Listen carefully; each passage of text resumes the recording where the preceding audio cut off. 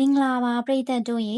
Midnight Terror Channel မှာပြန်လည်ကြိုဆိုလိုက်ပါတယ်။အခုတစ်ခါမှာတော့အခန်းနံပါတ်434ရဲ့ဖိတ်ခေါ်တန်းဆိုတဲ့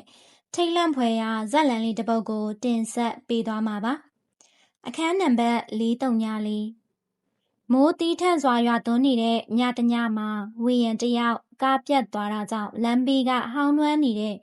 စီးစာရိတ်ဆိုတဲ့ဟိုတယ်ကြီးမှာတဲခိုဖို့ဆုံးဖြတ်လိုက်ပါတယ်။ဟိုတယ်ကောင်တာကဝန်ထမ်းဖိုးကြီးဟာမျက်လုံးတွေကပြူထွက်နေပြီးဝေယံကိုကြည့်ကဒီညတော့ဘလို့ဖြစ်ဖြစ်အခန်းထဲကနေအပြင်မထွက်ပါနဲ့လို့သတိပေးရင်အခန်းတော့ကိုကမ်းပေးလိုက်ပါတယ်။အခန်းနံပါတ်က434အခန်းထဲရောက်လို့ရေချိုးပြီးအိပ်ပျော်ခါနေအချိန်မှာဝေယံတယောက်ထူးဆန်းတဲ့အတန်တွေကိုကြားလိုက်ရပါတယ်။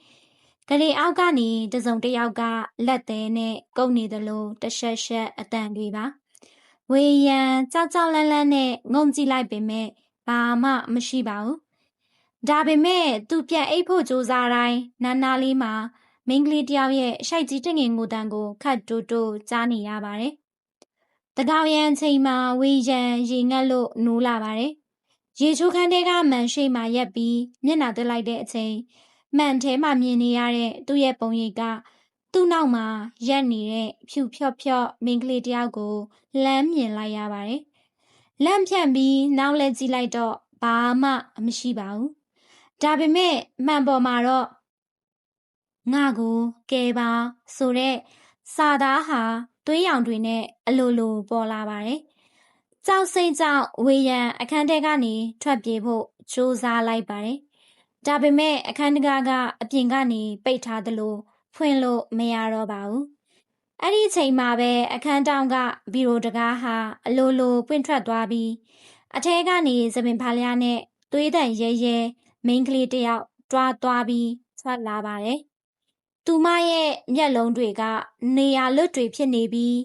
ဝေယံရဲ့ခြေထောက်ကိုလှမ်းဖမ်းလိုက်ပါတယ်။နောက်တနေ့မနက်မှာဟိုတယ်ဝန်ထမ်းတွေက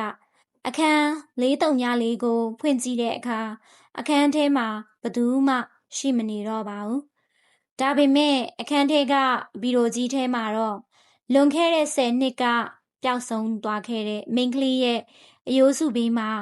ဝေယံရဲ့ဖုန်းနဲ့အဝတ်စားတွေပဲကြံ့ရည်ခဲ့ပါတယ်။ဟိုတယ်မှတ်တမ်းထဲမှာတော့အခန်း434ဟာလွန်ခဲ့တဲ့10နှစ်ကလေးကပိတ်ထားခဲ့တဲ့အခန်းဖြစ်နေပါတော့တယ်။ဒီဇက်လန်လေးကတော့ဒီမှာတင်ပြီးဆုံးပါပြီ။ဆက်လက်ပြီးတော့အခန်းနံပါတ်434မှာဘာတွေဖြစ်ခဲ့တယ်လဲဆိုတာကိုပရိသတ်ကြီးတို့သိချင်တယ်ဆိုရင်တော့ကျေးဇူးပြု၍ကျမတို့ရဲ့ channel လေးကို like and subscribe လုပ်ခဲ့ဖို့မမေ့ပါနဲ့နော်။ကျေးဇူးတင်ပါတယ်ရှင်။